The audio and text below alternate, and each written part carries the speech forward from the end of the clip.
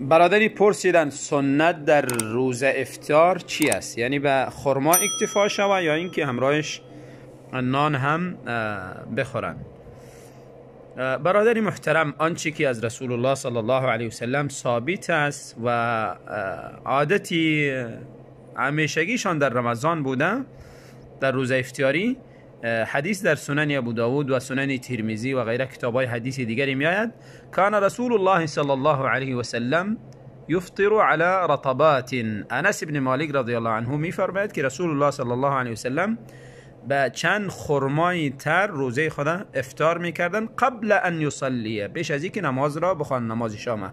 فإن لم تكن رطبات فعلى تمرات، اگر خرمای تر نمیشد باز با خرمای خشک، با چند خرمای خشکی روزه خود افطار میکردن. و اگر خرمای خشک هم اگر پیدا نمیشد باز با طاقه از آب یا مقداری از آب روزه خود افطار میکردن. و این عادت رسول الله صلی الله علیه وسلم بود.